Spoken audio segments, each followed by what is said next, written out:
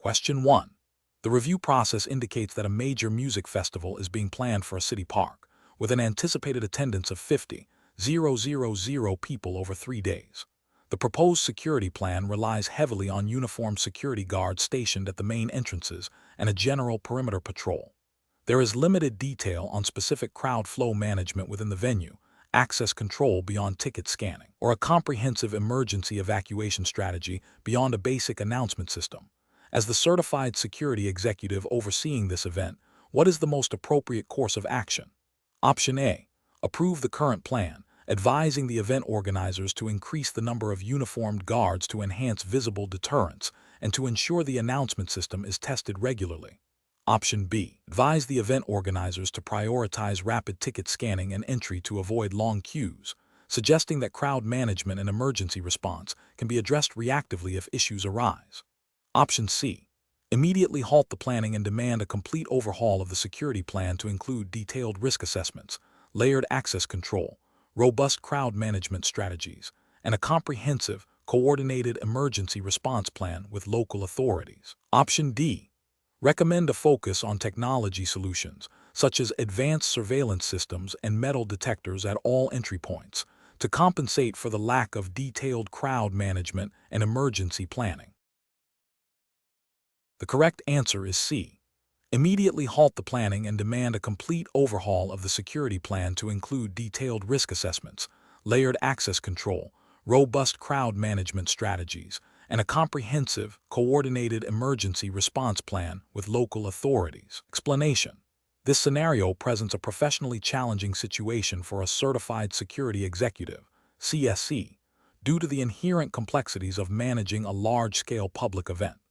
The challenge lies in balancing the need for robust security measures to ensure attendee safety and prevent incidents with the requirement to facilitate smooth event operations and a positive attendee experience. The CSE must demonstrate a deep understanding of risk assessment, crowd dynamics, access control methodologies, and emergency preparedness, all within the specific regulatory framework governing events in the designated jurisdiction. Careful judgment is required to anticipate potential threats, allocate resources effectively, and develop contingency plans that are both comprehensive and practical.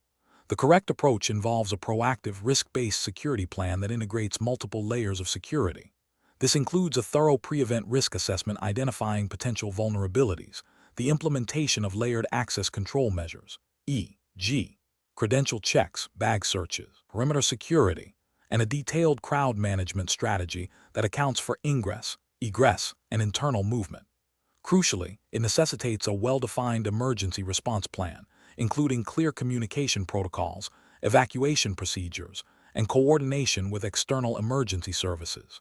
This approach aligns with the principles of due diligence and duty of care expected of a CSE, as mandated by the regulatory framework, which emphasizes proactive risk mitigation and comprehensive safety planning for public gatherings. Ethical considerations also demand prioritizing attendee safety above all else. An incorrect approach that focuses solely on visible security presence without a detailed risk assessment fails to address underlying vulnerabilities and may lead to inefficient resource allocation. This neglects the regulatory requirement for a systematic approach to security planning and could result in overlooking critical threats. Another incorrect approach that prioritizes speed of entry over thorough access control, perhaps due to pressure to minimize queues, creates significant security gaps. This directly contravenes regulations that mandate robust access control to prevent unauthorized entry and the introduction of prohibited items, thereby increasing the risk of security breaches and potential harm. An approach that lacks a clearly defined and rehearsed emergency response plan, or one that does not adequately coordinate with local emergency services, is also professionally unacceptable.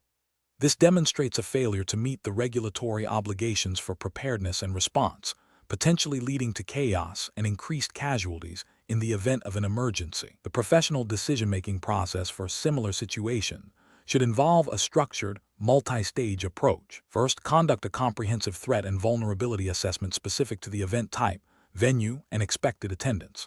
Second, develop a layered security strategy that addresses physical security, personnel, technology, and procedures, ensuring each layer complements the others. Third, establish clear lines of communication and command, both internally and with external stakeholders, including emergency services. Fourth, develop and regularly test emergency response plans, ensuring all personnel are trained and aware of their roles. Finally, maintain flexibility to adapt the security plan based on evolving intelligence or changing circumstances during the event. Question 2. What factors determine the selection of appropriate physical security hardware, such as locks, doors, windows, safes, and vaults, in a manner that aligns with the Certified Security Executive (CSE) examination's regulatory framework and best practices for risk assessment? Option A. Reliance on industry trends and competitor security measures without specific organizational risk analysis. Option B. The lowest available purchase price for the security hardware. Option C. A comprehensive risk assessment that evaluates specific threats, asset value, operational environment, and regulatory compliance requirements. Option D. The perceived strength and brand reputation of the security hardware manufacturer. The correct answer is C. A comprehensive risk assessment that evaluates specific threats, asset value, operational environment, and regulatory compliance requirements. Explanation. This scenario is professionally challenging because selecting appropriate physical security hardware, such as locks, doors, windows, safes, and vaults, requires a nuanced understanding of risk assessment principles within the specific regulatory framework of the Certified Security Executive (CSE) exam. A CSE must balance cost-effectiveness with the imperative to protect assets and information, adhering to established standards and best practices. The decision-making process is not merely about selecting the most robust or expensive option, but about identifying the most suitable solution based on a thorough evaluation of threats, vulnerabilities, and the potential impact of a security breach. The correct approach involves a comprehensive risk assessment that considers the specific threat landscape, the value and sensitivity of assets being protected, the operational environment, and relevant regulatory compliance requirements. This approach ensures that security investments are proportionate to the identified risks and align with the organization's overall security posture. For instance, regulatory frameworks often mandate specific levels of physical security for certain types of data or assets, and a risk assessment helps to identify where these mandates apply and how best to meet them.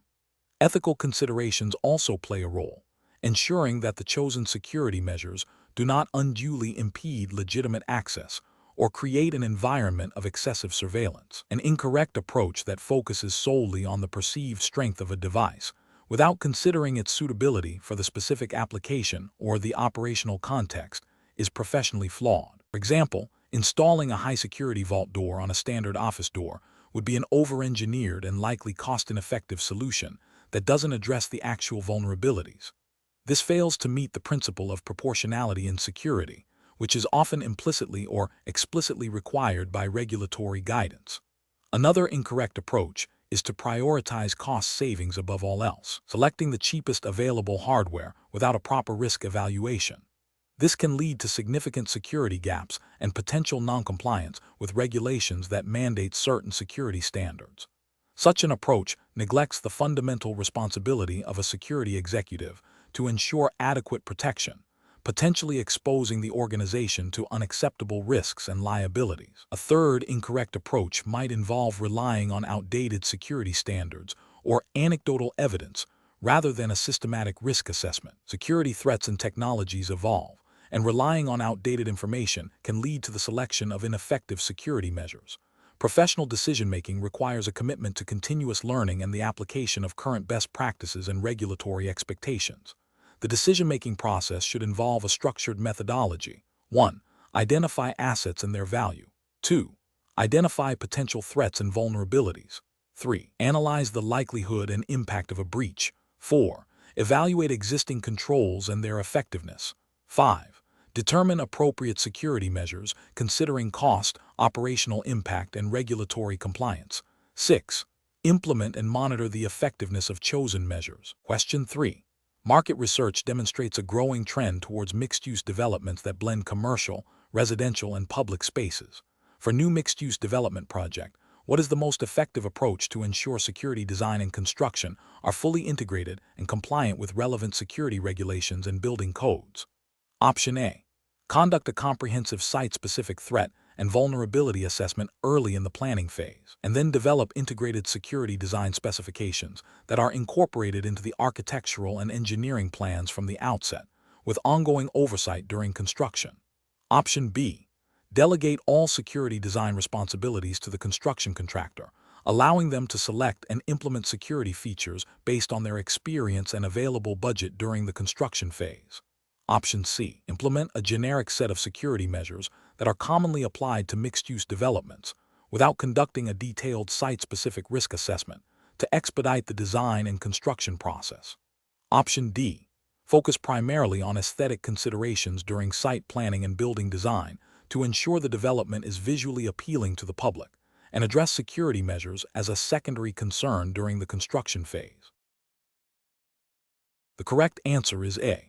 Conduct a comprehensive site-specific threat and vulnerability assessment early in the planning phase, and then develop integrated security design specifications that are incorporated into the architectural and engineering plans from the outset, with ongoing oversight during construction. Explanation: this scenario is professionally challenging because it requires balancing competing interests: the desire for aesthetic appeal and open space against the imperative for robust security in a new construction project. A certified security executive, CSE, must navigate these demands while adhering strictly to the regulatory framework governing security design and construction within the specified jurisdiction. The challenge lies in integrating security seamlessly without compromising functionality or creating an overly fortified, unwelcoming environment, all while ensuring compliance with relevant building codes and security standards. The correct approach involves a proactive, integrated security design process that begins at the earliest stages of site planning and continues through construction. This means conducting a thorough threat and vulnerability assessment specific to the site and intended use, then translating those findings into design specifications. Security features should be layered and considered as integral components of the building's architecture and infrastructure, not as afterthoughts. This approach is justified by regulatory requirements that mandate risk-based security planning and the implementation of appropriate protective measures to safeguard assets and personnel. Ethical considerations also demand a commitment to providing a secure environment for all stakeholders. An incorrect approach would be to prioritize aesthetics or cost savings over fundamental security requirements. For instance, opting for a design that minimizes visible security measures to enhance curb appeal, even if it leaves the facility vulnerable to specific threats identified in the risk assessment, would be a regulatory and ethical failure. Similarly, deferring security integration to the construction phase, leading to costly retrofits or compromised effectiveness, demonstrates a lack of foresight and adherence to best practices mandated by security standards. Another failure would be to implement security measures based on generic assumptions rather than a site-specific threat analysis, potentially leading to inadequate protection against relevant risks or the misallocation of resources. Professionals should employ a decision-making framework that begins with a comprehensive understanding of the regulatory landscape and the specific security objectives for the project. This framework should include 1. Risk assessment, identifying potential threats and vulnerabilities. 2. Requirements definition, translating risks into specific security design requirements. 3. Integrated design, collaborating with architects, engineers, and construction teams to embed security from inception. 4. Compliance verification, ensuring all design elements meet regulatory standards and best practices. 5. Continuous review, adapting security measures as threats evolve or project needs change. Question 4. Operational review demonstrates that internal security audits have identified several control deficiencies related to data access logging and user access provisioning. While some minor issues have been addressed, significant findings related to the timely deprovisioning of access for departing employees and the completeness of audit logs for sensitive data access remain outstanding. The finance department is pushing for immediate cost-saving measures, suggesting that addressing these outstanding audit findings can be deferred until the next fiscal year's budget cycle, with only superficial documentation of intent to remediate. Which of the following approaches best represents the certified security executive's responsibility in this situation? Option A. Accept the finance department's proposal to defer all significant corrective actions until the next fiscal year, focusing only on creating documentation that indicates an intent to remediate, as this aligns with immediate cost-saving objectives. Option B. Develop a risk-based remediation plan for all outstanding audit findings, prioritizing those with the highest potential impact on data confidentiality and regulatory compliance, and present a clear business case to senior management for the necessary resources to implement these actions promptly, including interim mitigation strategies where full remediation is delayed. Option C. Prioritize remediation efforts solely on the findings that are easiest and least costly to fix, while deferring all other significant findings related to data access logging and user provisioning until a future budget allocation, with minimal interim controls. Option D. Document the intention to address the outstanding audit findings in the next fiscal year's budget cycle, focusing on superficial changes to policies and procedures that satisfy immediate financial pressures without implementing substantive technical or process improvements. Correct answer is B. Develop a risk-based remediation plan for all outstanding audit findings, prioritizing those with the highest potential impact on data confidentiality and regulatory compliance, and present a clear business case to senior management for the necessary resources to implement these actions promptly, including interim mitigation strategies where full remediation is delayed. Explanation: this scenario is professionally challenging because it requires a certified security executive, CSE, to balance the immediate need for operational efficiency with the long-term imperative of regulatory compliance and robust security posture. The pressure to demonstrate cost savings can lead to shortcuts that undermine audit integrity and compliance, creating significant risks. Careful judgment is required to ensure that audit findings are addressed effectively and that corrective actions are not merely superficial. Correct approach involves a thorough, evidence-based assessment of audit findings and the development of a detailed, actionable remediation plan that directly addresses identified control weaknesses and regulatory gaps. This plan should be prioritized based on risk and impact, with clear ownership, timelines, and metrics for success. This aligns with best practices in security auditing and compliance, emphasizing a proactive and systematic approach to risk management. Specifically, it adheres to the principles of internal control frameworks and regulatory mandates that require organizations to identify, assess, and remediate security and compliance deficiencies.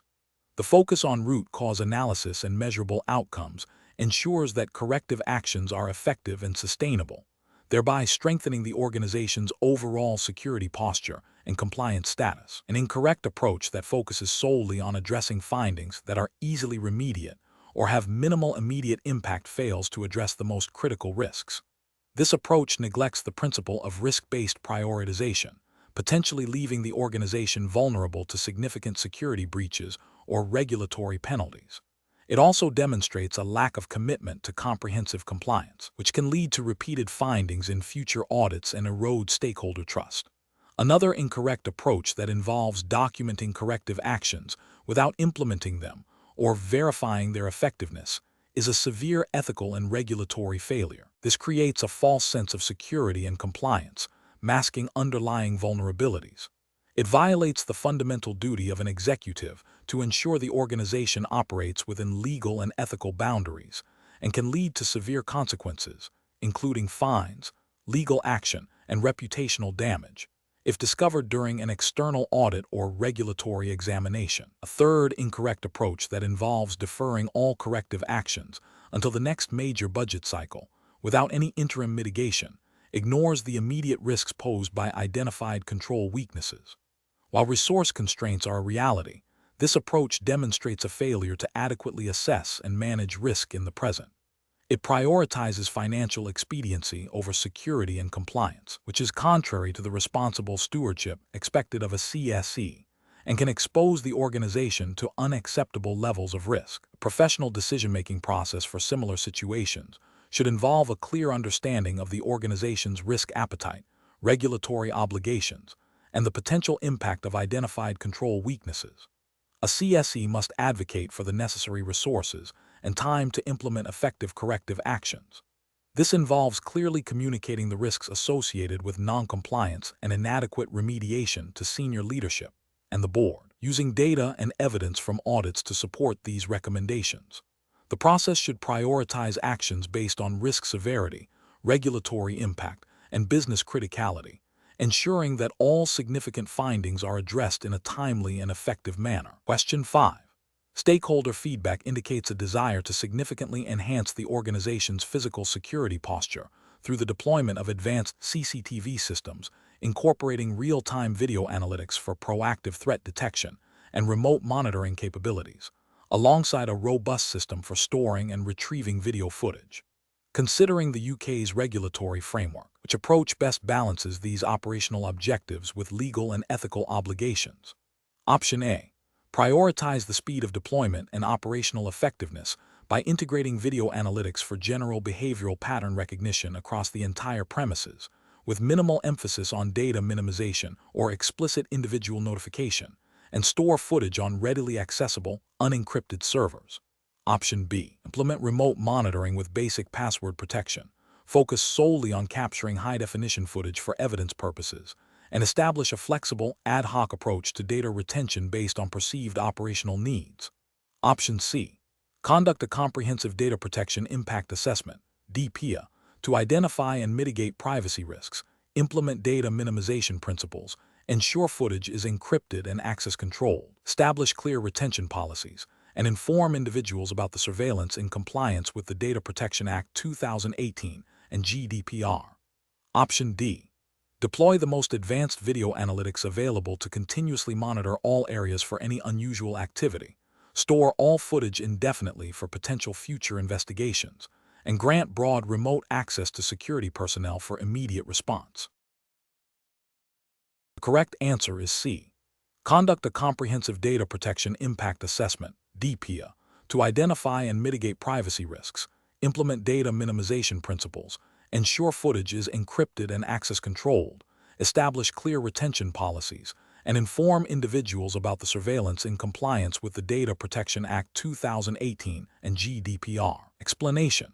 This scenario presents a professional challenge because it requires balancing the operational benefits of advanced surveillance technology with the critical legal and ethical obligations surrounding data privacy and security. As a certified security executive, CSE, the individual must navigate the complexities of implementing and managing CCTV systems, video analytics, remote monitoring, and data storage in a manner that is compliant with the relevant regulatory framework, which for this exam is assumed to be the UK's Data Protection Act 2018, DPA 2018, and the General Data Protection Regulation, GDPR, as incorporated into UK law.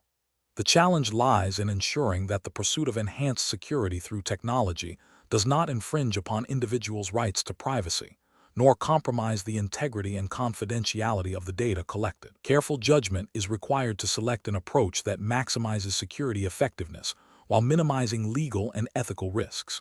The correct approach involves a comprehensive risk assessment and the implementation of a robust data protection by design and by default strategy. This means proactively identifying potential privacy risks associated with the CCTV system and video analytics, and embedding data protection principles into the system's design from the outset.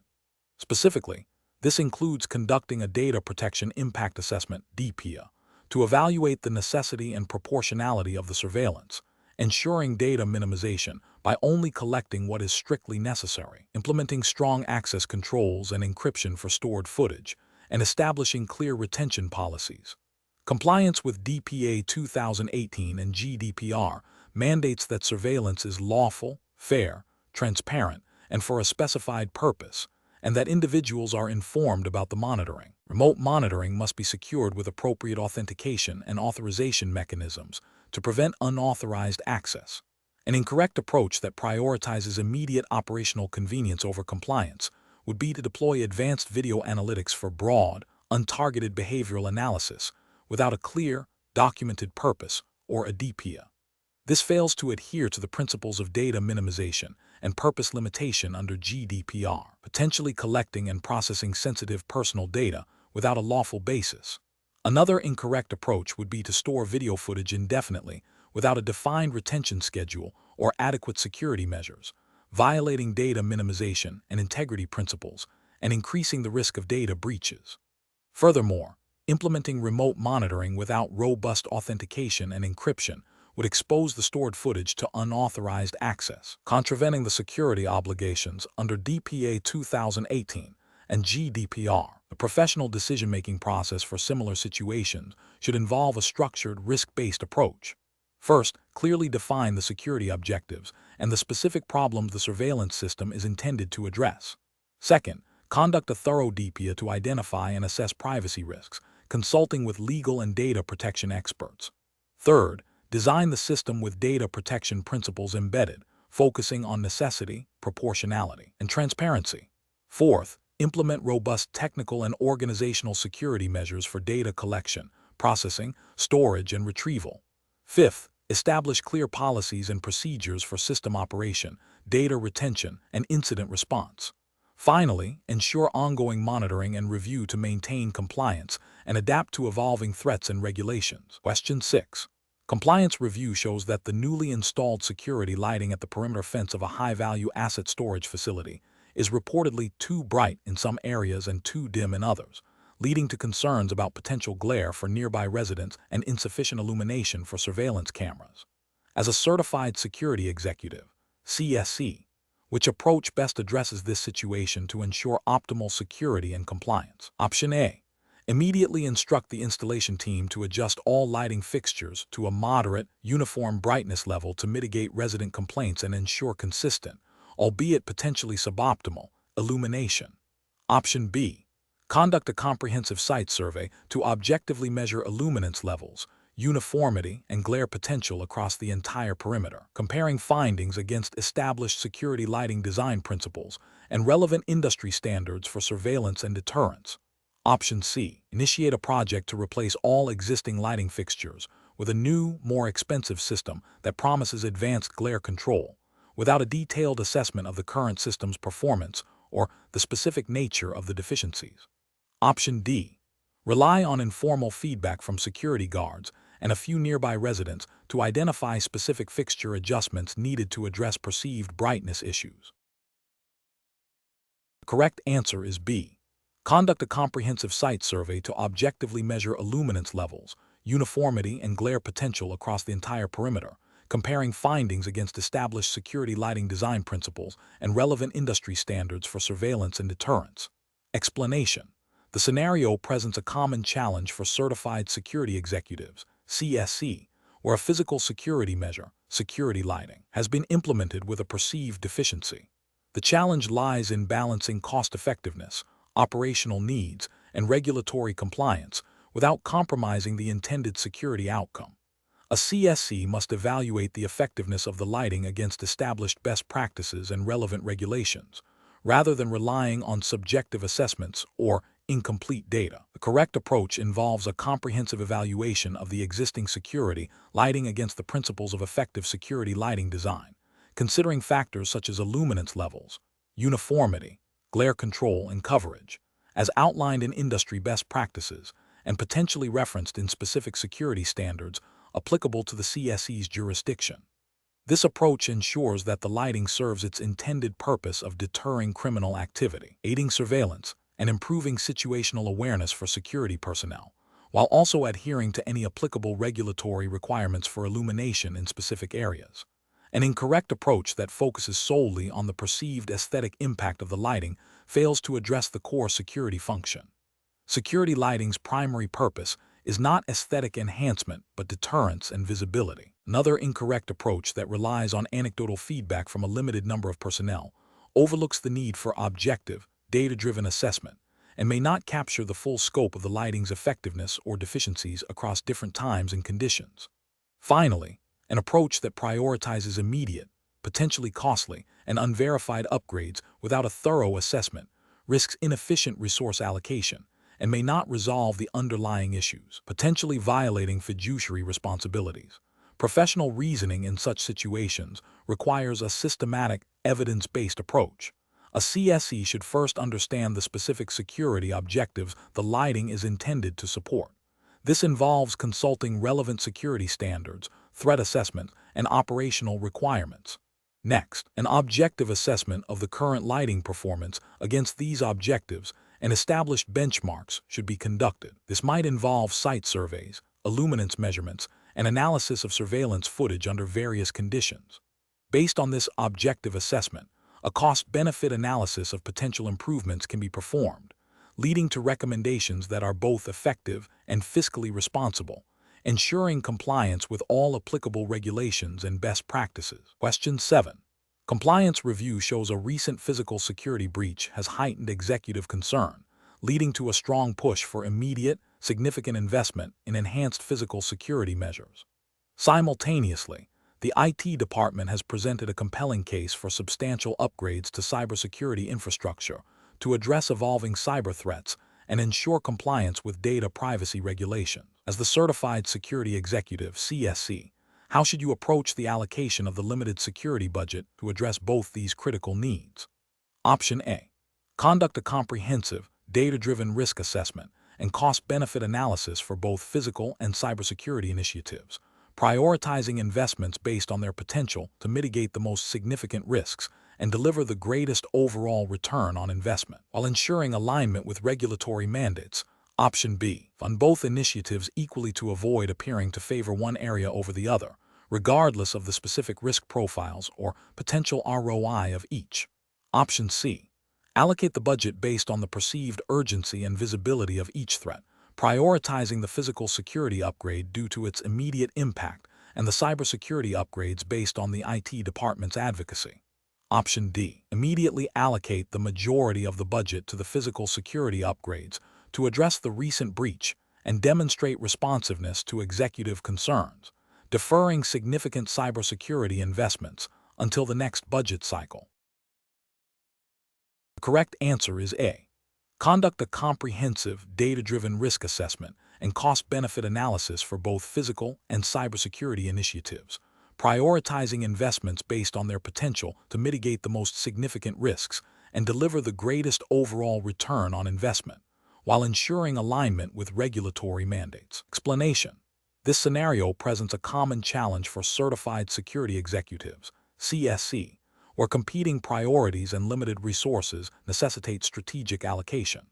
The professional challenge lies in balancing the immediate need for enhanced physical security measures, driven by a recent incident, with the long-term strategic imperative of investing in advanced cybersecurity defenses, which are critical for overall business resilience and compliance with evolving data protection regulations. CSE must demonstrate not only an understanding of security risks, but also a sophisticated approach to financial stewardship and risk management, aligning security investments with business objectives and regulatory mandates. The correct approach involves a comprehensive risk assessment that quantifies the potential impact of both physical and cyber threats, alongside a detailed cost-benefit analysis for each proposed security initiative. This approach prioritizes investments based on their ability to mitigate the most significant risks and deliver the highest return on investment (ROI), in terms of reduced potential losses, improved operational continuity, and enhanced compliance posture. Regulatory frameworks, such as those governing data privacy and critical infrastructure protection, often mandate specific security controls and risk management processes, making a data-driven, risk-aligned allocation essential for compliance and avoiding potential penalties. Ethical considerations also demand that resources are allocated in a manner that best protects the organization and its stakeholders from foreseeable harm. An incorrect approach would be to solely prioritize the immediate physical security upgrade due to the recent incident, without a thorough analysis of its comparative risk reduction against the ongoing and potentially more pervasive cyber threats. This could lead to underfunding critical cybersecurity measures, leaving the organization vulnerable to data breaches or operational disruptions that could have far greater financial and reputational consequences and potentially violate data protection regulations. Another incorrect approach would be to allocate resources based on departmental requests or perceived urgency without a standardized, objective evaluation framework. This can result in inefficient spending, missed opportunities for more impactful investments, and a failure to demonstrate due diligence in resource allocation, which is a key expectation for a CSE. Furthermore, neglecting to consider the ROI and long-term strategic value of different security investments, focusing only on initial costs, is a failure in prudent financial management and strategic security planning. A professional decision-making process for similar situations should involve establishing a clear, documented framework for security investment evaluation. This framework should incorporate risk assessment methodologies, cost-benefit analysis, and alignment with organizational strategic goals and regulatory requirements. Regular review and adjustment of the security budget and resource allocation based on evolving threat landscapes, technological advancements, and business needs are also critical. A CSE must be able to articulate the rationale behind their resource allocation decisions to stakeholders, demonstrating a clear link between security investments and the protection of organizational assets and interests. Question 8. Risk assessment procedures indicate a critical system outage due to a suspected sophisticated cyber attack. The business is demanding immediate restoration of services to minimize financial losses. However, preliminary analysis suggests the attack may have exfiltrated sensitive customer data. What is the most appropriate course of action for a certified security executive, CSE, to ensure compliance with UK regulatory frameworks, such as GDPR and the NIS regulations, and uphold ethical responsibilities? Option A. Immediately initiate a full system restoration from the most recent clean backup, while simultaneously engaging forensic specialists to investigate the exfiltration and preparing for potential data breach notifications. Option B. Inform senior management of the potential data exfiltration and await their explicit directive on how to proceed with restoration and notification, prioritizing business continuity above all else. Option C. Halt all restoration efforts until a complete forensic analysis of the compromised systems is finished to definitively determine the scope of data exfiltration and potential impact. Option D. Prioritize restoring only the most critical customer-facing services, deferring the restoration of internal operational systems and data analysis until the immediate business impact is mitigated. The correct answer is A. Immediately initiate a full system restoration from the most recent clean backup, while simultaneously engaging forensic specialists to investigate the exfiltration and preparing for potential data breach notifications. Explanation: this scenario presents a significant ethical and professional challenge for a certified security executive, CSE, due to the inherent conflict between immediate business continuity and the thorough, legally compliant, and ethically sound execution of incident response. The pressure to restore services quickly can lead to shortcuts that compromise data integrity, regulatory compliance, and long-term security posture.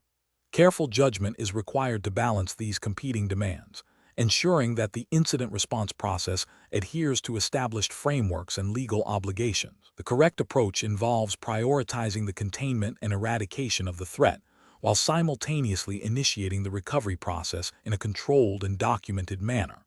This aligns with the principles of robust incident response frameworks, which emphasize a systematic approach to minimize damage, restore operations, and prevent recurrence. From a regulatory perspective, particularly within a framework like the UK's GDPR and the NIS regulations, maintaining data integrity, ensuring timely notification of breaches, and demonstrating due diligence in response are paramount. Ethically, a CSE has a duty to protect the organization's assets, including data, and to act with integrity and transparency. This approach ensures that all actions are justifiable, auditable, and meet the highest professional standards. An incorrect approach that focuses solely on rapid restoration, without adequate containment and eradication risks, allowing the threat to persist or spread, potentially causing further damage and more severe regulatory penalties. This failure to contain and eradicate is a direct violation of standard incident response best practices, and can lead to significant legal liabilities if sensitive data is compromised or if the incident escalates. Another incorrect approach that involves delaying recovery to conduct an exhaustive forensic analysis before any restoration efforts can begin, while seemingly thorough, can lead to prolonged business disruption. This prolonged downtime can have severe financial and reputational consequences for the organization, and in some regulatory contexts, the duty to mitigate harm may necessitate a more balanced approach that allows for partial restoration while analysis continues. The failure to act decisively to restore services, where possible and safe, can be seen as a dereliction of duty to the organization's stakeholders. A third incorrect approach that involves selectively restoring only critical systems without a clear plan for less critical but still important systems, or without proper validation of the restored systems, can lead to incomplete recovery and ongoing vulnerabilities. This can also create an uneven security posture, leaving other parts of the organization exposed. It demonstrates a lack of comprehensive planning and execution, which is a hallmark of unprofessional incident response. A professional decision-making process for a CSE in such situations should involve a structured incident response plan that has been predefined and tested. This plan should outline clear roles, responsibilities, and escalation procedures. When an incident occurs, the CSE should activate the plan, focusing on the phases of identification, containment, eradication, recovery, and post-incident analysis in a logical, albeit sometimes overlapping, sequence. Crucially, all actions must be meticulously documented. The CSE should also engage relevant stakeholders, including legal counsel and senior management, to ensure alignment on risk tolerance and communication strategies. The decision-making framework should prioritize adherence to regulatory requirements, ethical obligations, and establish security best practices, even under pressure. Question 9. The evaluation methodology shows that a critical web application has experienced a significant denial of service, DoS, attack, leading to prolonged service disruption. The immediate pressure is to restore functionality. As the Certified Security Executive, CSE, which of the following actions best aligns with the regulatory framework and ethical responsibilities for managing such a cybersecurity incident? Option A. Initiate a comprehensive incident response process, including a thorough vulnerability assessment of the affected application and infrastructure, to identify the root cause and implement a robust, validated remediation plan before full service restoration. Option B. Immediately deploy a temporary mitigation strategy to restore service, deferring a full investigation and vulnerability assessment until after the system is back online. Option C. Engage a third-party cybersecurity firm to perform an immediate, broad-spectrum scan of all organizational systems to identify any other potential threats, without prioritizing the specific vulnerabilities exploited in the DoS attack. Option D. Focus solely on increasing bandwidth and server capacity to absorb future attacks, assuming the current vulnerability will be addressed by routine patching cycles. The correct answer is B. Immediately deploy a temporary mitigation strategy to restore service, deferring a full investigation and vulnerability assessment until after the system is back online. Explanation: this scenario is professionally challenging because it requires an executive to balance immediate operational needs with long-term strategic security posture, all while adhering to a specific regulatory framework. The pressure to restore services quickly can lead to shortcuts that compromise security, creating a significant ethical and compliance risk. A certified security executive, CSE, must demonstrate sound judgment, understanding that immediate fixes without proper assessment can exacerbate vulnerabilities and lead to future breaches.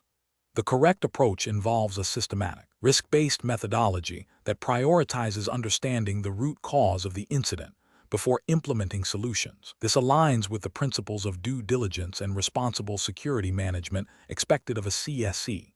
Specifically, it requires a thorough vulnerability assessment and incident response plan execution, which are foundational elements of cybersecurity governance. Regulatory frameworks, such as those governing data protection and operational resilience, mandate such a structured approach to ensure that security measures are effective and that organizational risk is properly managed. This proactive and analytical method prevents the recurrence of similar incidents and demonstrates compliance with regulatory obligations to protect sensitive information and maintain service availability. An incorrect approach that focuses solely on immediate service restoration, without understanding the underlying vulnerability, would be a significant regulatory and ethical failure. This bypasses the mandated requirement for thorough incident investigation and remediation, potentially leaving systems exposed to further attacks. Such an action could violate data protection laws that require organizations to implement appropriate technical and organizational measures to protect personal data. Furthermore, it demonstrates a lack of professional responsibility by not addressing the systemic issues that allowed the incident to occur, thereby failing to uphold the duty of care expected of a security executive.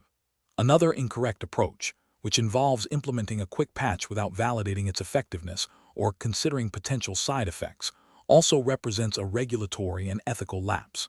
This reactive measure, while seemingly addressing the immediate problem, could introduce new vulnerabilities or fail to fully mitigate the original threat. This demonstrates a failure to adhere to best practices in vulnerability management and incident response, which emphasize thorough testing and validation. Ethically, it shows a disregard for the potential consequences of an incomplete or ineffective security fix, which could lead to future breaches and harm to stakeholders. The professional decision-making process for similar situations should involve a structured incident response framework. This framework typically includes phases such as preparation, identification, containment, eradication, recovery, and lessons learned. A CSE should leverage this framework to guide their actions, ensuring that each step is executed with due diligence and in accordance with applicable regulations. This involves engaging the appropriate technical teams for analysis, prioritizing remediation efforts based on risk assessment, and documenting all actions taken. The focus should always be on achieving a secure and resilient state, rather than merely a temporary fix, thereby fulfilling both ethical obligations and regulatory requirements. Question 10. Cost-benefit analysis shows that a significant portion of the security budget is allocated to addressing perceived high-profile threats, yet internal audits reveal persistent vulnerabilities in critical operational systems. As a certified security executive, CSE, what is the most appropriate approach to optimize the security program's effectiveness and resource utilization, ensuring compliance with the relevant regulatory framework? Option A. Reallocate budget to a comprehensive needs assessment, followed by a detailed risk, threat, and vulnerability analysis to inform a revised security plan focused on addressing identified gaps and optimizing resource allocation for maximum risk reduction. Option B. Immediately invest in advanced threat intelligence platforms to proactively identify and neutralize emerging threats, assuming this will indirectly address underlying vulnerabilities. Option C. Focus solely on enhancing the security of the most visible and publicly accessible systems, as this is often where the greatest reputational risk lies. Option D. Increase the security budget significantly to cover all identified vulnerabilities and perceived threats, without a detailed reevaluation of current program effectiveness. The correct answer is A. Reallocate budget to a comprehensive needs assessment, followed by a detailed risk, threat, and vulnerability analysis to inform a revised security plan focused on addressing identified gaps and optimizing resource allocation for maximum risk reduction. Explanation: this scenario is professionally challenging because it requires a certified security executive, CSE, to balance the imperative of robust security program development with the practical realities of resource allocation, as indicated by the cost-benefit analysis. The executive must ensure that security investments are not only effective, but also justifiable from a business perspective, aligning with organizational objectives and risk appetite. This requires a nuanced understanding of various assessment methodologies and their integration into a cohesive security strategy, all within the bounds of the specified regulatory framework. The correct approach involves a systematic and iterative process of needs assessment, risk analysis, threat assessment, and vulnerability assessment, leading to the development of a comprehensive security plan. This plan should then be implemented and continuously evaluated for effectiveness and efficiency. This aligns with the core principles of security program development mandated by the regulatory framework, which emphasizes a proactive, risk-informed, and measurable approach to security. The ethical obligation of a CSE is to protect the organization's assets and stakeholders, which necessitates a well-defined and executed security program that is demonstrably effective and efficient. The regulatory framework likely mandates such a structured approach to ensure due diligence and accountability. An incorrect approach that prioritizes solely on the most visible or sensational threats without a thorough risk analysis would fail to address the full spectrum of organizational vulnerabilities and potential impacts. This could lead to misallocation of resources, leaving critical areas unprotected while overinvesting in less impactful risks, thereby violating the principle of effective risk management and potentially failing to meet regulatory compliance requirements for a comprehensive security posture. Another incorrect approach that focuses exclusively on implementing the latest security technologies without a clear understanding of the organization's specific needs and risks would be equally flawed. This technology-first mindset often results in expensive, complex, and potentially incompatible solutions that do not adequately address the identified threats or vulnerabilities. This approach disregards the foundational steps of needs assessment and risk analysis, which are critical for ensuring that security investments are targeted and effective, and could lead to noncompliance with regulations that require a risk-based approach to security. A third incorrect approach that neglects program evaluation and continuous improvement would lead to a stagnant security program.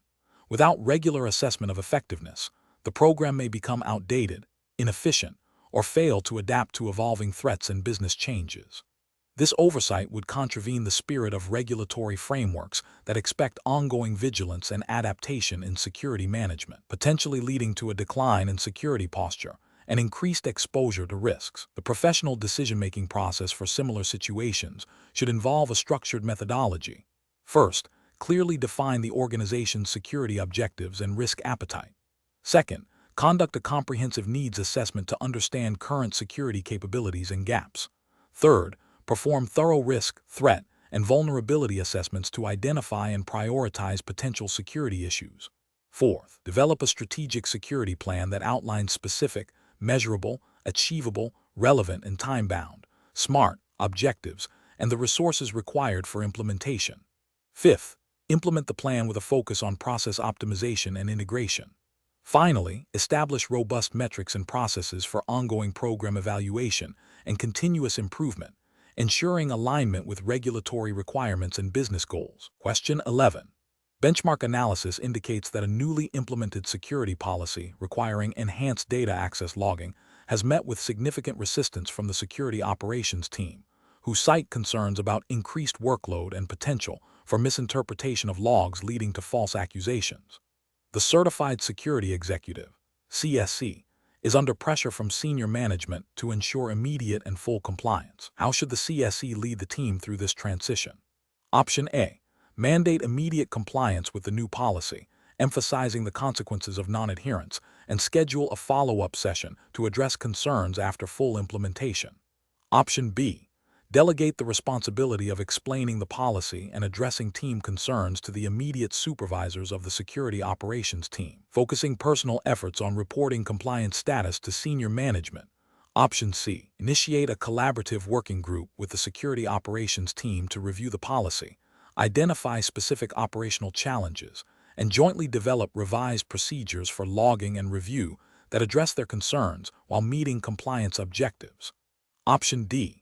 Postpone the implementation of the new logging policy until a comprehensive training program can be developed and delivered, acknowledging that this will delay compliance with the stated senior management directive.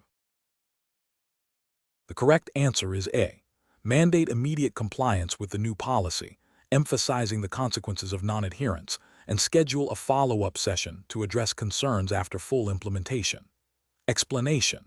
This scenario presents a professional challenge due to the inherent conflict between achieving immediate project goals and fostering long-term team cohesion and ethical conduct. The Certified Security Executive, CSE, must balance the pressure for rapid deployment with the responsibility to uphold security principles and ethical standards, which are paramount in the regulatory framework governing security operations.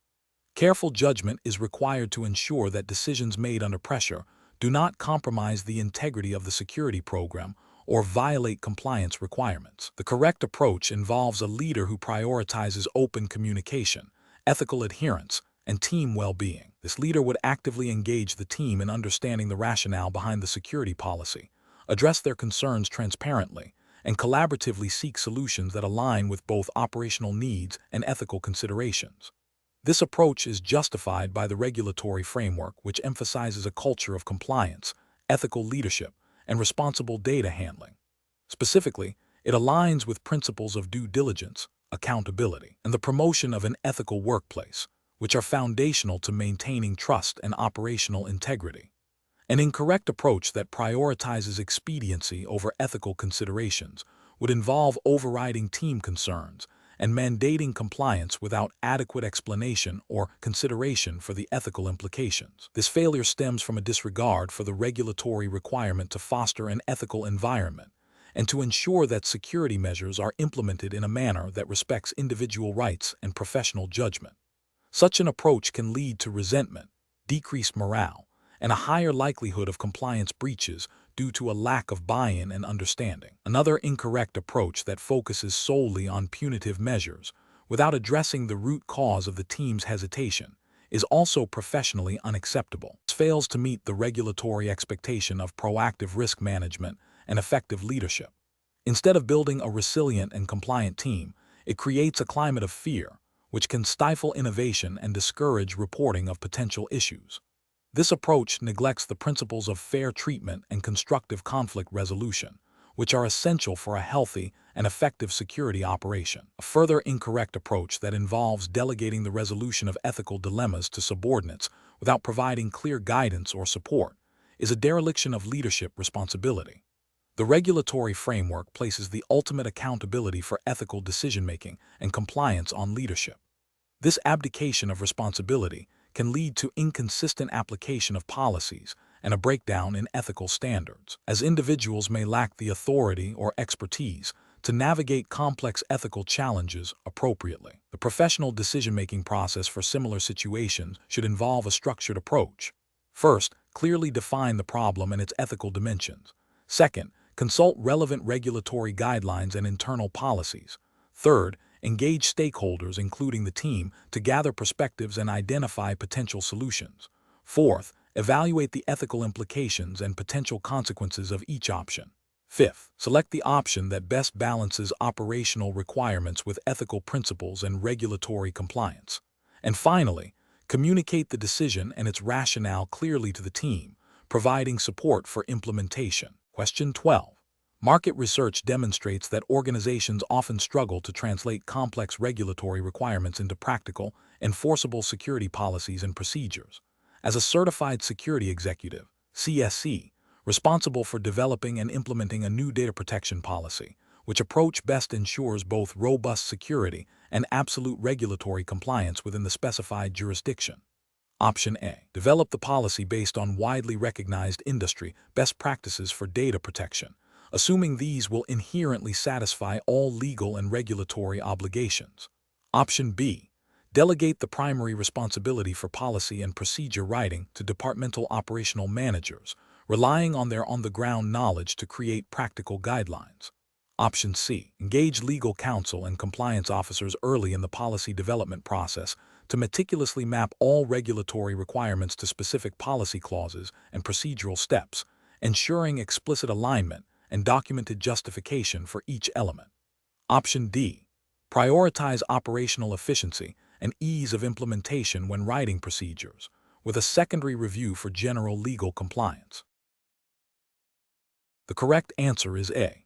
Develop the policy based on widely recognized industry best practices for data protection, assuming these will inherently satisfy all legal and regulatory obligations. Explanation. This scenario presents a common challenge for certified security executives, CSE, in ensuring that security policies and procedures not only exist, but are effectively implemented and legally compliant within the specified regulatory framework. The professional challenge lies in balancing the need for robust security with operational efficiency and the imperative to adhere to specific legal and regulatory mandates. A CSE must exercise careful judgment to avoid creating policies that are overly burdensome, difficult to enforce, or that inadvertently create compliance gaps. The core of the challenge is translating abstract regulatory requirements into actionable, enforceable, and auditable security practices. The correct approach involves a systematic and documented process of policy development, procedure writing, and the establishment of clear enforcement mechanisms, all directly tied to the relevant legal and regulatory framework. This ensures that the organization's security posture is not only theoretically sound, but also practically implemented and legally defensible. Specifically, this approach prioritizes the integration of legal and regulatory compliance from the outset of policy creation, ensuring that all developed procedures directly address and satisfy these requirements. This proactive stance minimizes the risk of noncompliance and associated penalties. An incorrect approach that focuses solely on industry best practices without explicit alignment to the specific regulatory framework risks creating policies that, while perhaps technically secure, do not meet the minimum legal or regulatory obligations. This can lead to significant compliance failures, fines, and reputational damage. Another incorrect approach that emphasizes operational convenience over documented compliance procedures fails to establish a clear, auditable trail of adherence to regulations. This lack of documentation makes it difficult to demonstrate compliance during audits and leaves the organization vulnerable. Finally, an approach that delegates policy development entirely to operational teams without oversight from legal or compliance experts risks overlooking critical regulatory nuances and creating policies that are either non-compliant or create unintended legal liabilities. Professionals should employ a decision-making framework that begins with a thorough understanding of the applicable legal and regulatory landscape. This understanding should then inform the entire policy development lifecycle, from initial drafting to final implementation and ongoing review. A robust framework includes stakeholder engagement, particularly with legal counsel and compliance officers, to ensure all requirements are met. Regular audits and updates are crucial to maintain compliance and adapt to evolving regulations and threats. Question 13. Market research demonstrates that a significant portion of security incidents stem from human error and a lack of employee awareness. As a certified security executive, CSE, you are tasked with developing a new organization-wide security awareness training program with a limited budget. Your primary objective is to ensure the program is effective in mitigating risks and compliant with relevant security regulations, while also being cost-efficient. You have identified 3 potential approaches to developing and delivering this training. Which of the following approaches represents the most professionally sound and ethically responsible strategy for developing and implementing this security awareness training program? Option A. Conduct a thorough training needs assessment by analyzing the organization's specific threat landscape, vulnerabilities, and past incident data to identify critical knowledge gaps and tailor the training content and delivery methods accordingly. Option B. Focus solely on compliance-driven training, ensuring all mandatory topics are covered, and assume that this will inherently address all significant security risks. Option C. Implement a generic, off-the-shelf security awareness training module that covers common security threats, as it is the most cost-effective option and will provide a baseline level of awareness for all employees. Option D. Prioritize training topics based on the perceived interests of different departments, as this will likely lead to higher employee engagement and a more positive reception of the training. The correct answer is A. Conduct a thorough training needs assessment by analyzing the organization's specific threat landscape, vulnerabilities, and past incident data to identify critical knowledge gaps and tailor the training content and delivery methods accordingly. Explanation.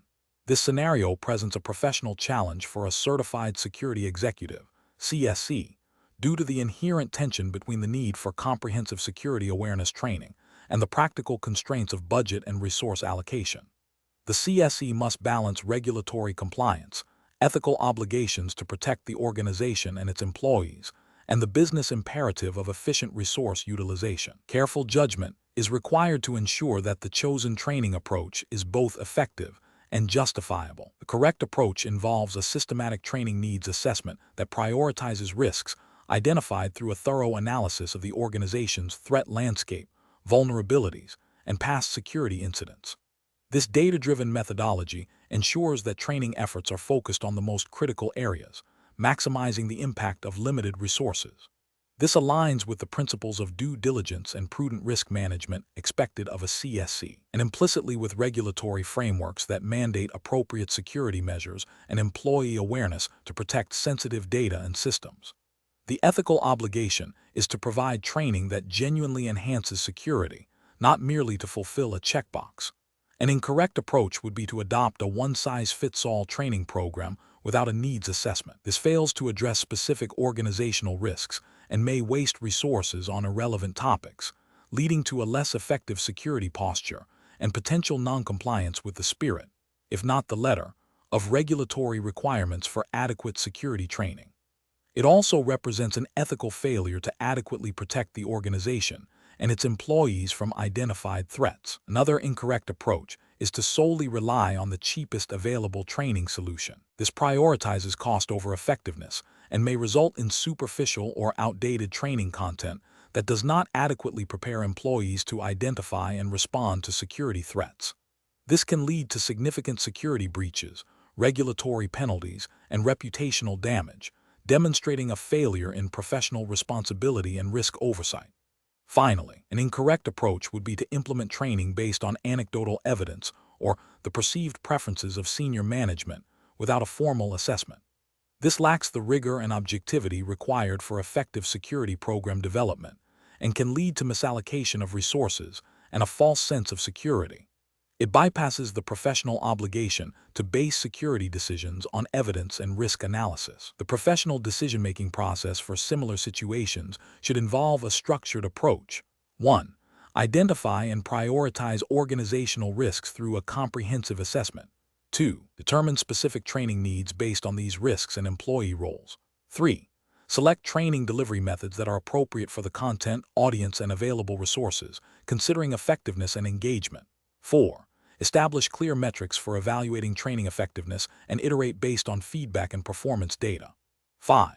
Document the entire process, including the rationale for decisions, to demonstrate due diligence and compliance. Question 14. The efficiency study reveals that the current access control systems are experiencing significant delays at entry points and a high volume of administrative overhead related to key management and visitor processing.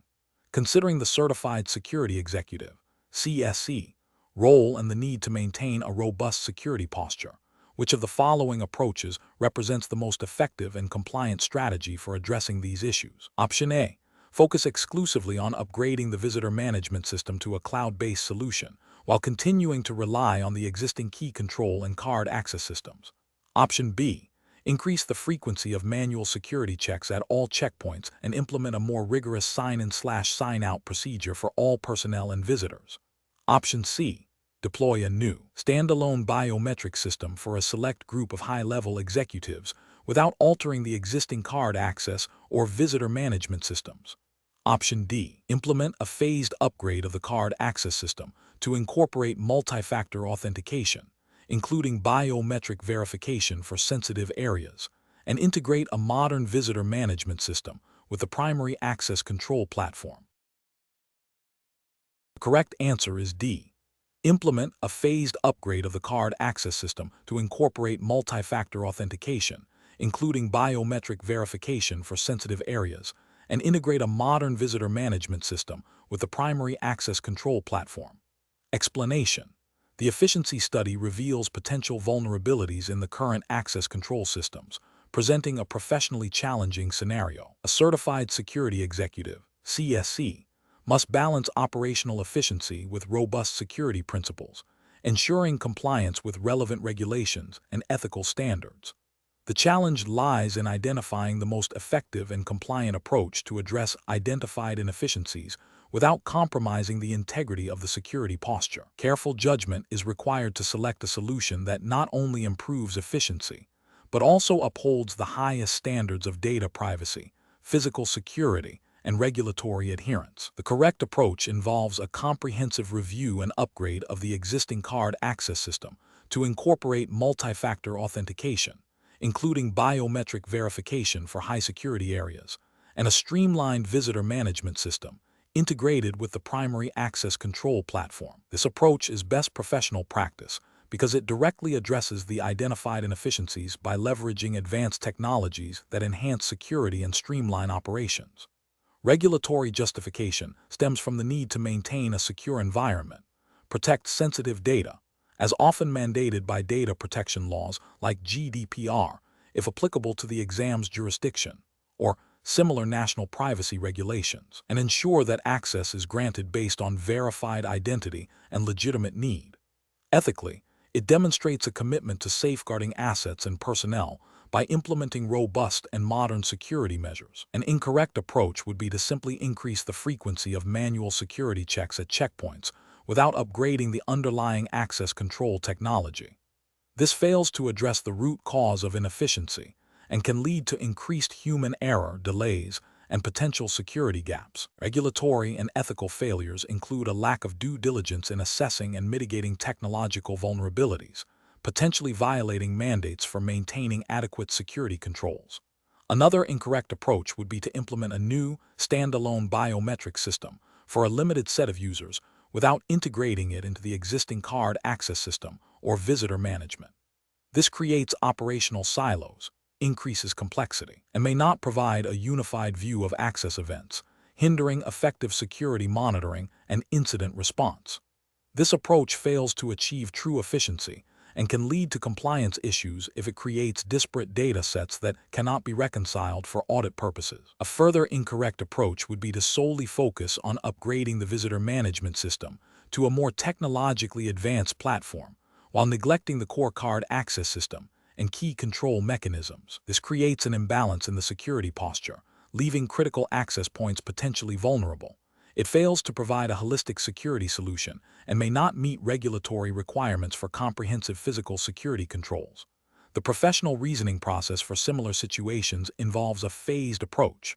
First, thoroughly understanding the identified inefficiencies and their root causes through a detailed audit. Second, researching and evaluating available technological solutions that align with best practices and regulatory requirements. Third, conducting a risk assessment for each potential solution, considering its impact on security, efficiency, cost, and compliance. Finally, selecting and implementing the solution that offers the most effective balance of security, efficiency, and compliance, with a clear plan for ongoing monitoring and maintenance. Question 15. Strategic planning requires a comprehensive approach to data security that effectively addresses confidentiality, integrity, and availability, while strictly adhering to the UK's Data Protection Act 2018 and GDPR. Considering these mandates, which of the following strategies best aligns with the requirements for a certified security executive? Option A. Implementing robust data encryption for data at rest and in transit, coupled with a sophisticated data loss prevention (DLP) system and a well-defined, regularly tested data backup and recovery plan. Option B. Focusing primarily on advanced data encryption techniques, assuming that once data is encrypted, its security is sufficiently assured. Option C. Relying on strong network perimeter security to protect all data, with minimal investment in internal data protection measures like encryption or DLP. Option D. Prioritizing the development of a comprehensive data backup and recovery strategy, with less emphasis on encryption and data loss prevention for non-critical data. Correct answer is A. Implementing robust data encryption for data at rest and in transit, coupled with a sophisticated data loss prevention (DLP) system and a well-defined, regularly tested data backup and recovery plan. Explanation. This scenario presents a common challenge for certified security executives (CSE) in balancing robust data security measures with operational efficiency and cost-effectiveness, all while adhering to stringent regulatory requirements. The professional challenge lies in selecting the most appropriate data security strategy that not only meets compliance mandates, but also effectively mitigates risks without unduly hindering business operations or incurring excessive expenditure. Careful judgment is required to interpret the nuances of regulatory frameworks and apply them to practical security implementations. The correct approach involves a comprehensive strategy that integrates multiple layers of data security controls, including encryption, DLP, and robust backup and recovery mechanisms, tailored to the specific data classifications and regulatory obligations. This approach is correct because it aligns with the principles of defense in depth and proactive risk management, which are fundamental to data protection regulations. Specifically, it addresses the requirements for protecting sensitive data at rest and in transit through encryption, preventing unauthorized exfiltration via DLP, and ensuring business continuity and data integrity through reliable backup and recovery. Adherence to frameworks like the UK's Data Protection Act 2018, DPA 2018, and the General Data Protection Regulation, GDPR, which are relevant for CSEs operating within or with UK entities, mandates such comprehensive measures to safeguard personal data. An approach that prioritizes only data encryption without considering data loss prevention or a robust backup and recovery strategy is incorrect. While encryption protects data confidentiality, it does not prevent its accidental deletion or unauthorized disclosure if controls are bypassed. This failure to implement a holistic security posture would violate regulatory requirements that mandate measures to prevent data loss and ensure availability. Similarly, an approach focusing solely on data backup and recovery, neglecting encryption and DLP, would fail to address the confidentiality and integrity requirements of sensitive data, leaving it vulnerable to unauthorized access and disclosure, thereby contravening data protection laws. An approach that relies solely on perimeter security and assumes internal data is inherently safe is also incorrect, as it ignores the significant risk of insider threats and sophisticated external attacks that can bypass perimeter defenses, leaving data exposed and non-compliant with regulations requiring data at rest and data in transit protection. Professionals should employ a risk-based decision-making framework. This involves identifying critical data assets, understanding the regulatory landscape, e.g., DPA 2018, GDPR, assessing potential threats and vulnerabilities, and then selecting and implementing security controls that provide the most effective risk mitigation in alignment with compliance obligations. The process should involve continuous monitoring, regular review of security policies, and adaptation to evolving threats and regulatory changes. Question 16. The assessment process reveals a critical need to enhance the organization's network security posture, specifically addressing identified weaknesses in firewall configurations, the effectiveness of intrusion detection and prevention systems, VPN security protocols, network segmentation strategies, and wireless network access controls. Which of the following approaches represents the most effective and compliant method for addressing these identified vulnerabilities? Option A. Conduct a comprehensive risk assessment to prioritize vulnerabilities, followed by a phased implementation of targeted security enhancements and controls, with rigorous testing and validation at each stage. Option B. Expedite the implementation of all recommended security patches and configuration changes across all network devices simultaneously to minimize the window of exposure. Option C. Immediately deploy the most advanced and feature-rich firewall, IPS, and VPN solutions available on the market to replace existing systems, irrespective of current operational impact. Option D. Focus on implementing network segmentation and wireless security improvements first, deferring updates to firewalls, IPS, and VPNs until these foundational elements are fully established. The correct answer is A. Conduct a comprehensive risk assessment to prioritize vulnerabilities, followed by a phased implementation of targeted security enhancements and controls, with rigorous testing and validation at each stage. Explanation. The assessment process reveals a common challenge for certified security executives, balancing the need for robust network security with operational efficiency and compliance. In this scenario, the challenge lies in identifying the most effective and compliant method for enhancing network security posture in response to identified vulnerabilities, specifically concerning firewalls, intrusion detection/prevention systems, IPS, VPN, network segmentation, and wireless security. A certified security executive must not only understand the technical aspects of these controls, but also their regulatory implications and how to optimize their implementation for maximum effectiveness and minimal disruption. The correct approach involves a systematic, risk-based evaluation and phased implementation of security enhancements. This aligns with the principles of due diligence and prudent risk management mandated by regulatory frameworks. By prioritizing vulnerabilities based on their potential impact and likelihood, and then selecting and deploying controls that directly address these risks, the executive ensures that resources are allocated efficiently and that the organization meets its compliance obligations.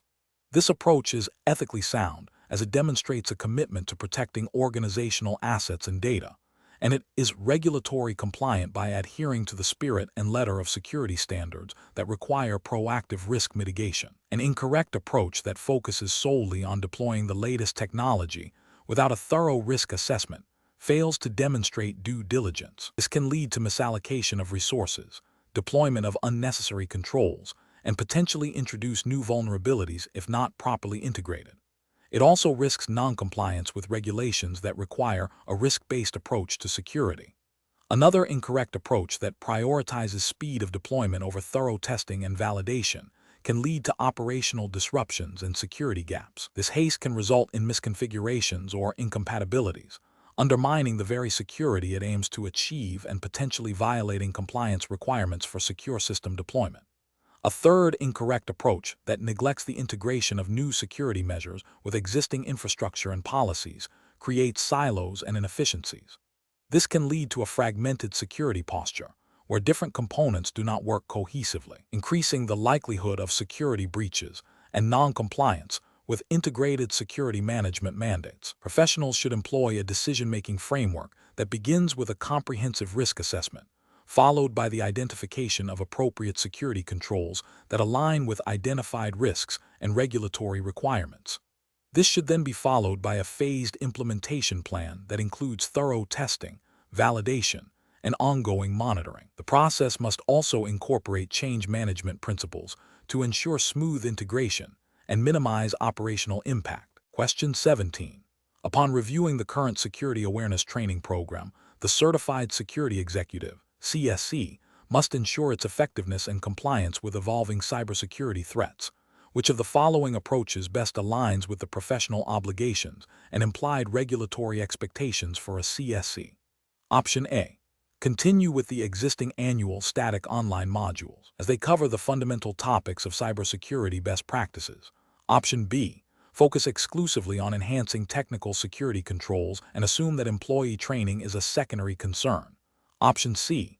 Select the least expensive training solution available to minimize budgetary impact, regardless of its interactive features or update frequency. Option D. Implement a comprehensive, multifaceted security awareness training program that is regularly updated to reflect emerging threats and incorporates interactive elements to enhance employee engagement and retention. The correct answer is D. Implement a comprehensive, multifaceted security awareness training program that is regularly updated to reflect emerging threats and incorporates interactive elements to enhance employee engagement and retention. Explanation.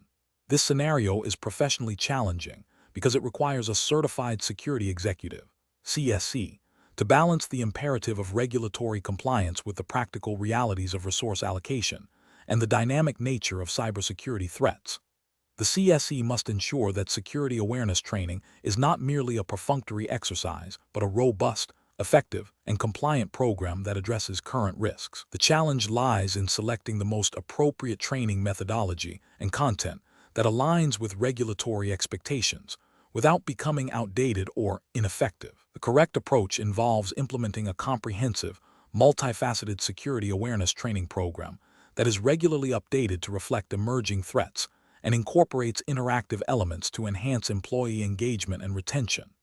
This approach is justified by the regulatory framework for the Certified Security Executive, CSE exam, which implicitly mandates a proactive and adaptive stance on cybersecurity. While specific regulations are not explicitly stated for the CSE exam's jurisdiction, the professional standards and ethical obligations inherent in such a certification demand that training programs be effective, current, and demonstrably reduce risk.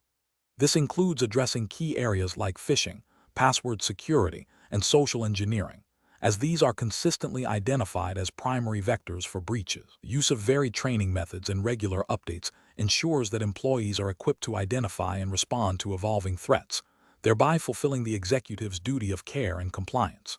An approach that relies solely on annual, static online modules fails to meet the spirit and likely the intent of regulatory expectations for effective security awareness. This is because threats evolve rapidly, and a once-a-year training session quickly becomes outdated, leaving employees vulnerable to new attack techniques. This approach demonstrates a lack of proactivity and an insufficient commitment to ongoing risk mitigation, which could be viewed as a failure to exercise due diligence. Another incorrect approach, focusing only on technical controls without commensurate human element training, is also professionally unacceptable. While technical controls are vital, they are often circumvented by social engineering tactics that exploit human vulnerabilities. Neglecting comprehensive training on these human-centric threats leaves a significant gap in the organization's security posture, potentially leading to breaches that technical controls alone cannot prevent. This oversight would be a failure to address a critical risk area mandated by the general principles of robust cybersecurity. Finally, an approach that prioritizes cost savings over training effectiveness by selecting the cheapest, least interactive training options is ethically and professionally unsound. The CSE has a fiduciary responsibility to protect organizational assets and data. Choosing inadequate training due to cost concerns directly undermines this responsibility and exposes the organization to unacceptable levels of risk.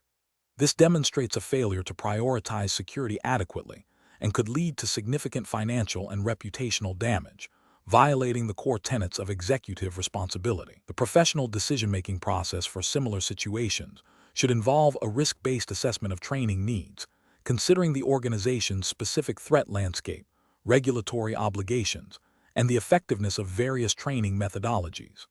This should be followed by a cost-benefit analysis that prioritizes security outcomes and compliance over mere cost reduction. Regular evaluation of training program effectiveness and a commitment to continuous improvement are also crucial. Question 18. Risk assessment procedures indicate a critical need to upgrade physical security hardware for sensitive data storage areas, including enhanced locks, reinforced doors, and advanced window protection. The organization operates under U.S. federal regulations requiring robust data protection and physical security measures. Considering the long-term operational impact and regulatory compliance, which of the following approaches best addresses the identified risks? Option A. Implement a phased upgrade strategy, selecting hardware that offers robust security features, meets current regulatory mandates, and allows for future integration and interoperability with evolving security technologies, prioritizing solutions with strong vendor support and clear upgrade paths. Option B. Rely exclusively on the recommendations of a primary hardware vendor for all new security devices, accepting their proposed package as the most efficient and secure solution, without independent market research or comparative analysis. Option C. Select the least expensive hardware that meets the minimum security specifications outlined in basic compliance checklists, prioritizing immediate cost savings over advanced features or long-term adaptability. Option D. Immediately procure the most technologically advanced, proprietary locking and door systems from a single, reputable vendor, assuming their cutting-edge features will provide the highest level of security and long-term protection. The correct answer is A. Implement a phased upgrade strategy, selecting hardware that offers robust security features, meets current regulatory mandates, and allows for future integration and interoperability with evolving security technologies, prioritizing solutions with strong vendor support and clear upgrade paths. Explanation: this scenario is professionally challenging because it requires a certified security executive, CSE, to balance the immediate need for enhanced physical security with the long-term implications of technology obsolescence and vendor lock-in, all while adhering to specific regulatory frameworks. The decision-making process must be grounded in a thorough understanding of the relevant regulations, which for this exam are assumed to be U.S. federal regulations pertaining to critical infrastructure protection and data security, such as those found in NIST SB 800-53 and relevant CMMC requirements if applicable to the sector. CSE must demonstrate foresight and strategic thinking beyond mere immediate threat mitigation. The correct approach involves a phased implementation strategy that prioritizes risk reduction while allowing for future adaptability. This approach is justified by regulatory principles that emphasize risk-based security, continuous monitoring, and the ability to adapt to evolving threats and technologies. Specifically, NIST SB 800-53, which is a cornerstone of U.S. federal information security, advocates for a layered security approach and the selection of controls that are appropriate to the organization's risk posture. A phased approach allows for the integration of new hardware with existing systems, thorough testing, and user training, minimizing disruption and ensuring compliance with security baselines. It also aligns with ethical obligations to implement security measures that are both effective and sustainable. An incorrect approach that focuses solely on the most advanced, proprietary hardware without considering integration or future support fails to meet regulatory requirements for a comprehensive security program. Such a choice could lead to significant long-term costs, operational inefficiencies, and a failure to meet the spirit of regulations that encourage interoperability and avoid single points of failure. It also risks violating principles of prudent financial management and responsible technology acquisition. Another incorrect approach that prioritizes the cheapest available hardware, even if it meets minimum specifications, is ethically and regulatorily unsound. This neglects the fundamental principle of risk assessment, which dictates that security investments should be commensurate with the identified risks. Using substandard hardware can create vulnerabilities that are easily exploited, directly contravening the objectives of regulations like NIST SB 800-53, which mandate controls to protect information systems and data. This approach demonstrates a failure to exercise due diligence and a disregard for the potential impact of security breaches. A third incorrect approach that relies solely on the recommendations of a single hardware vendor, without independent verification or consideration of alternative solutions, represents a failure to conduct a thorough risk assessment and due diligence. This can lead to vendor lock-in, inflated costs, and the adoption of solutions that may not be the most effective or compliant with the organization's specific needs and regulatory obligations. It bypasses the critical step of evaluating multiple options against defined security requirements and risk tolerance. The professional decision-making process for similar situations should involve a structured risk assessment that identifies threats, vulnerabilities, and potential impacts. This assessment should then inform the selection of security controls, including hardware, based on a cost-benefit analysis that considers not only initial purchase price, but also total cost of ownership, integration capabilities, vendor support, and long-term adaptability. Regulatory requirements must be a primary driver in this selection process, ensuring that chosen solutions meet or exceed mandated security baselines. Finally, a phased implementation and ongoing evaluation are crucial to ensure the continued effectiveness of the security posture. Question 19. The control framework reveals a new corporate headquarters construction project is underway. As the Certified Security Executive, CSE, you are tasked with ensuring robust security is integrated from the initial site planning through to the final construction phases, adhering strictly to U.S. regulatory guidelines and best practices. Which of the following approaches best fulfills your responsibilities? Option A. Focus on minimizing construction costs by deferring the implementation of advanced security features until a later operational phase, if budget allows. Option B.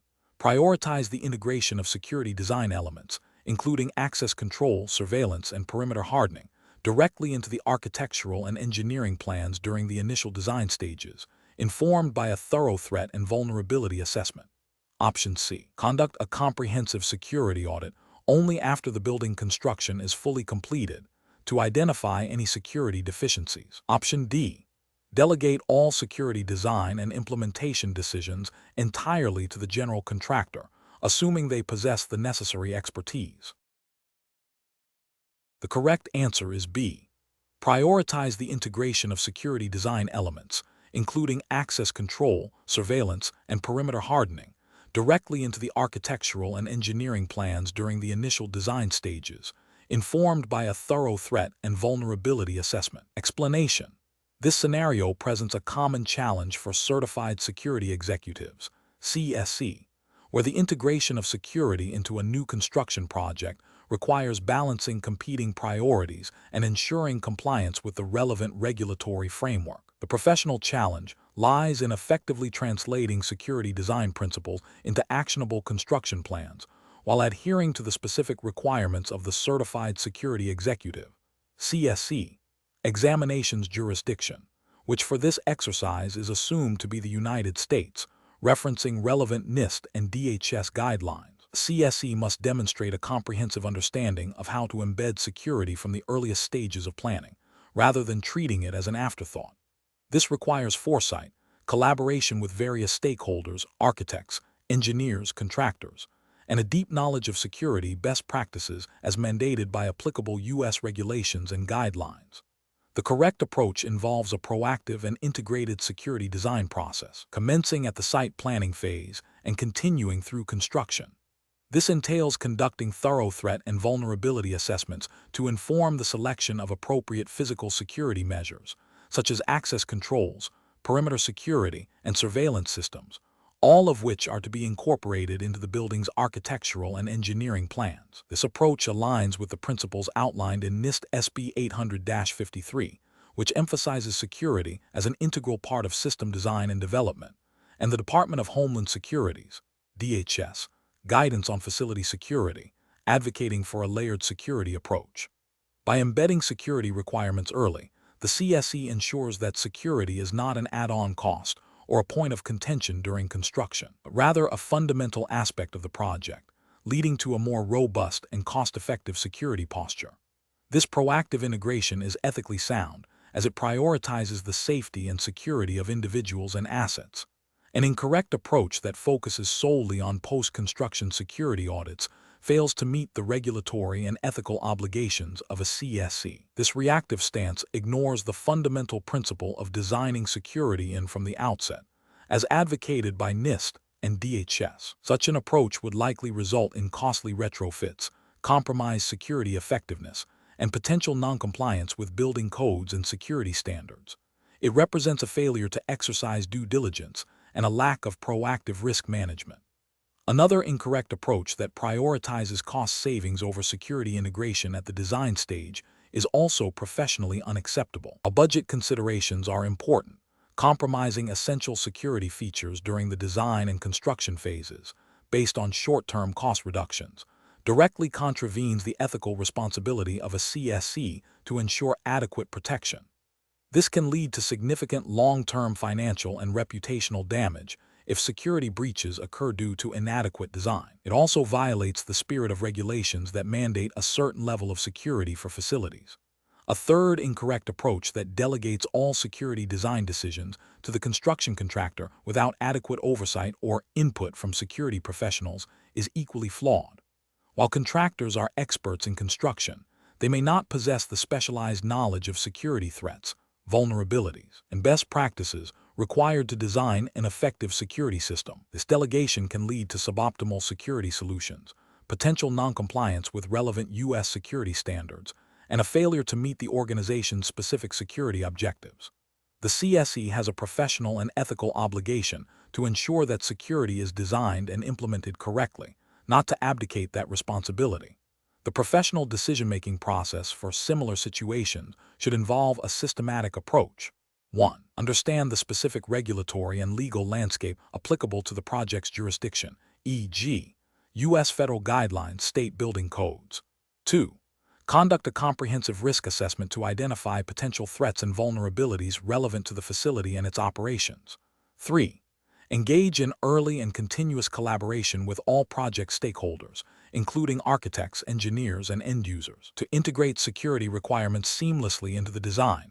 4. Prioritize security measures based on risk assessment and regulatory mandates, ensuring that cost-effectiveness is balanced with robust protection. 5. Establish clear security design specifications and performance criteria that are incorporated into construction contracts. 6. Implement a rigorous oversight and quality assurance process during construction to verify that security measures are installed and functioning as designed. 7. Conduct post-construction testing and commissioning of security systems to validate their effectiveness. Question 20. Examination of the data shows that an internal security audit has identified significant deficiencies in the organization's data access control policies and procedures, specifically highlighting a lack of regular access reviews for privileged accounts and insufficient logging of administrative actions. The audit report recommends immediate implementation of a robust access review program and enhanced logging capabilities across all critical systems. However, the IT operations team has expressed concerns that implementing these recommendations will significantly disrupt ongoing critical system maintenance and require substantial, unplanned resource allocation, potentially delaying other high-priority projects. As the Certified Security Executive, CSE, what is the most appropriate course of action to ensure compliance with relevant regulations and maintain an effective security posture? Option A. Prioritize the implementation of the recommended access control improvements and enhanced logging, developing a phased approach to minimize disruption while ensuring timely remediation of identified risks, and formally documenting the plan and progress for regulatory review. Option B. Inform senior management of the IT team's concerns and request that the audit findings be re-evaluated for their criticality, suggesting that the current logging and access review practices are sufficient for operational needs. Option C. Implement superficial changes to access control policies, such as updating documentation without altering actual procedures, and instruct the IT team to manually log administrative actions on a best-effort basis. Option D. Defer the implementation of the audit recommendations until the current critical system maintenance is completed and additional resources can be allocated, focusing on immediate operational stability. The correct answer is A. Prioritize the implementation of the recommended access control improvements and enhanced logging, developing a phased approach to minimize disruption while ensuring timely remediation of identified risks, and formally documenting the plan and progress for regulatory review. Explanation. This scenario presents a common challenge for certified security executives, CSE, where the findings of an internal audit conflict with the perceived operational realities and the immediate pressure to maintain business continuity. The professional challenge lies in balancing the imperative of regulatory compliance with the practicalities of implementing corrective actions, especially when those actions might be resource-intensive or disruptive. A CSE must exercise sound judgment, drawing upon their understanding of the relevant regulatory framework, to ensure that compliance is not merely a checkbox exercise, but a robust and effective security posture. The correct approach involves a systematic and documented process of addressing the audit findings in accordance with the specified regulatory framework. This means acknowledging the audit report, prioritizing the identified risks based on their potential impact and likelihood, and developing a concrete plan for remediation.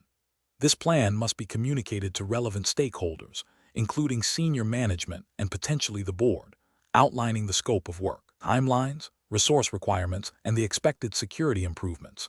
The justification for this approach is rooted in the fundamental principles of security governance and regulatory compliance.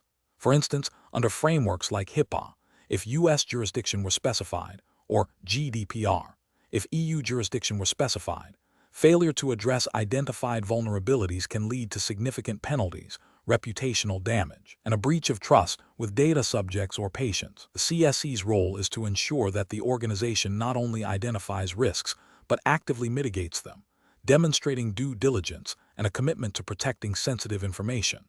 An incorrect approach would be to dismiss or downplay the audit findings due to their perceived inconvenience or cost. For example, if the internal audit identified significant gaps in data encryption protocols, and the proposed corrective action involves upgrading to a new encryption standard, ignoring this finding because it is expensive or time-consuming would be a critical failure. This directly contravenes the spirit and letter of most data protection regulations, which mandate appropriate technical and organizational measures to secure personal data. Similarly, if the audit revealed inadequate access controls, and the proposed solution involves implementing multi-factor authentication across all critical systems, choosing to delay this implementation indefinitely without a clear remediation plan would be a violation. This demonstrates a lack of commitment to security best practices and a disregard for the potential consequences of a security incident. Another incorrect approach would be to implement superficial or cosmetic changes that do not address the root cause of the identified issues. For example, if the audit found a lack of security awareness training, and the corrective action is to send out a single email about security, this would not be sufficient. Regulations often require demonstrable and effective training programs. Professional decision-making process for a CSE in such situations involves a structured risk management approach. First, thoroughly understand the audit findings and their implications within the context of the applicable regulatory framework. Second, assess the severity of each finding and prioritize remediation efforts based on risk. Third, develop a realistic and actionable remediation plan, including timelines, resources, and responsible parties. Fourth, communicate the findings and the remediation plan to senior leadership, clearly articulating the risks of inaction and the benefits of compliance. Finally, monitor the implementation of corrective actions and conduct follow-up audits to ensure effectiveness.